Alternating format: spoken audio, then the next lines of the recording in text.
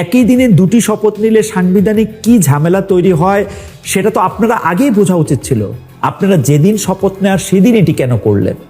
কিন্তু জনগণকে আপনি যখন কনভিন্স করতে চেয়েছেন, যখন আপনি কনভিন্স করেছেন, তখন কিন্তু আপনি এই কথা বলেছেন যে কি গণভোটে হ্যাঁ দিতে বলছেন না? তো গণভোটে হ্যাঁ দিলে আবার পরের ইয়াটাতে আপনি শপথটা আপনি নিলেন না কেন? যেটা ডোনাল্ড ট্রাম্প দিছিলেন বাংলাদেশের উপর, ওইটা 1% কমানোর জন্য 9 তারিখ উনি একটা চুক্তি করছে। উনার 9 তারিখ চুক্তি করতে কইছে কে দিছে তারা চুক্তি করার ক্ষমতা? তারেক রহমানের সরকার নিয়ে বলার আগে তারেক রহমান যখন হবু প্রধানমন্ত্রী তখন একটা প্রেস ব্রিফিং করেছিলেন, সেখানে তাকে ইলেকশন ইঞ্জিনিয়ারিং নিয়ে একটা প্রশ্ন করেছিলাম। আমি সরলভাবে তাকে এই প্রশ্নটি করেছিলাম যে আপনি বলেছিলেন যে এই নির্বাচন আপনার জন্য সহজ হবে না, কিন্তু নির্বাচনের ফল পাওয়ার পরে আমরা দেখলাম যে এই নির্বাচন আপনার জন্য যথেষ্ট সরল হয়েছে, কারণ আপনি 200-র বেশি আসন পেয়েছেন। যদি অভয় দেন তবে জানতে চাই আপনি এই সময় কোনো ইলেকশন ইঞ্জিনিয়ারিং এর আশ্রয় নিতে আপনার ইলেকশন ইঞ্জিনিয়ারিং এর আশ্রয় নিতে হলো কিনা? উত্তরটা তিনি ভালোই দিয়েছেন। তিনি বলেছেন জনগণকে কনভিন্স করাই ছিল তার সবচেয়ে বড় ইঞ্জিনিয়ারিং। কিন্তু জনগণকে কনভিন্স করার ক্ষেত্রে আপনি যেসব কথা বলেছিলেন সেসব কথার মধ্যে আপনার ফাঁক দেখা যাচ্ছে কিনা সেই প্রশ্নগুলি তো আমরা এখন তুলতেই হবে আমাদের। যেমন ধরেন প্রথম দিনের কথা, আমরা যদ্দূর জানি আপনার প্রতিনিধি এটিতে সাইন করে এসেছিলেন যে আপনারা একই দিনে দুটি শপথ নেবেন। একই দিনে দুটি শপথ নিলে সাংবিধানিক কি ঝামেলা তৈরি হয় সেটা তো আপনারা আগেই বোঝা উচিত ছিল। আপনারা যেদিন শপথ নেওয়ার সেদিন এটি কেন করলেন? আমি কিন্তু বিএনপির কথা বলতে চাই যে বিএনপির এখন যে মেজরিটি আছে, বিএনপি ইচ্ছা করলে সংবিধান সংস্কার পরিষদের শপথ নিয়েও সেটি না করতে পারত। কিন্তু এক যাত্রায় আপনারা পৃথক ফলটা কেন করলেন?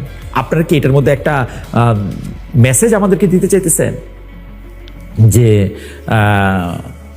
মানে আপনারা এই জুলাই সনদের মধ্যে থেকে যেগুলি আপনারা পাশ করে আসছেন বা আপনারা হ্যাঁ করছেন সেগুলি আপনারা করবেন না, এরকম একটা দ্বিধাদ্বন্দ্বের মধ্যে কি আপনারা থাকলাম? আমরা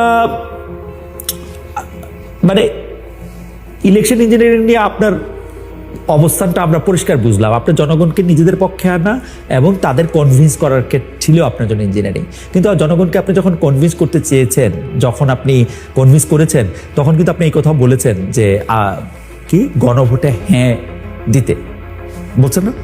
তো গণভোটে হ্যাঁ দিলে আবার পরের ইয়াটাতে আপনি শপথটা আপনি নিলেন না কেন?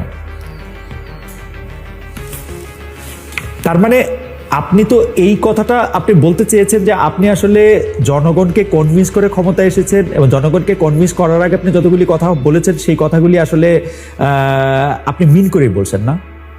কিন্তু আপনি আমাকে এইটা বলেন তো যে যেই সরকার, অন্তর্বর্তীকালীন সরকারের একজন উপদেষ্টা, তাকে আপনার মন্ত্রী বানাতে হইল কেন? মানে পরদিনই তিনি একটা ফ্ল্যাগওয়ালা গাড়িতে গেলেন, আবার ফ্ল্যাগওয়ালা গাড়িতে গিয়ে আবার একটু মন্ত্রী হয়ে ফেরত আসলেন। এইখানে কোনো কনফ্লিক্ট অফ ইন্টারেস্টের কথা আপনাকে কেউ বলে নাই? আপনাকে কেউ বলে নাই যে এখানে একটা সাংঘাতিক রকমের কনফ্লিক্ট অফ ইন্টারেস্ট হইতে যাচ্ছে বা কনফ্লিক্ট অফ ইন্টারেস্টের জায়গা? এতে করে এরকম মনে হইতে পারে যে আমরা যদি শব্দগুলিকে পাশাপাশি বসাই, ইলেকশন ইঞ্জিনিয়ারিং, এই সরকারের মধ্যেকার একজন উপদেষ্টা, তারে আবার আপনি একটা মন্ত্রী বানাবেন। বলা হয় এই সরকারের উপদেষ্টা হয় ইন্ডিয়ার লোক নাইলে আমেরিকার লোক। মানে এটা কিরকম?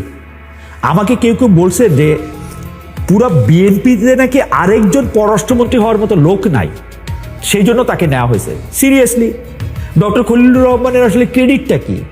ডক্টর খলিলুর রহমান ক্ষমতা ছাইরা, মানে এই সরকারের ইলেকশন হচ্ছে 12 তারিখে, 9 তারিখে উনি তড়িঘড়ি করে মার্কিন যুক্তরাষ্ট্রের সাথে একটা চুক্তি করে আসছেন 1% ট্যারিফ কমানোর জন্য। রিসিপ্রোকাল ট্যারিফ যেটা ডোনাল্ড ট্রাম্প দিছিলেন বাংলাদেশের উপর, ওইটা 1% কমানোর জন্য 9 তারিখ উনি একটা চুক্তি করছে। উনার 9 তারিখ চুক্তি করতে কইছে কে দিছে তারা চুক্তি করার ক্ষমতা? এখন আবার সুপ্রিম কোর্ট বলছে কিন্তু যে ওই যে ট্যারিফ, সেই ট্যারিফ বসানোর ক্ষমতা ডোনাল্ড ট্রাম্পের নাই। এখন আমাদের এই চুক্তির কি হবে? আমরা আমেরিকান পণ্য, আমেরিকান মানে ফল ফ্রুট এইসব আমরা কিনতে থাকবো বেশি বেশি দাম দিয়া, সুতা বেশি দাম দিয়ে কিনবো। মানে এবং এই লোককে আপনি পররাষ্ট্রমন্ত্রী হিসেবে নিয়োগ দিয়েছেন। খেয়াল করেন, খলিলুর রহমানের পররাষ্ট্রমন্ত্রী হিসেবে নিয়োগ পাওয়া নিয়ে আমরা মানে অন্য পত্রিকারগুলির কথা বাদ দেন, বিবিসি বাংলা একটা প্রতিবেদন করেছি, সেখানে বলা হয়েছে ডক্টর খলিলের নিয়োগ নিয়ে বিএনপির সিনিয়র জুনিয়র নেতা, বিভিন্ন স্তরের কর্মী সবাই মোটামুটি বিস্মিত হয়েছেন।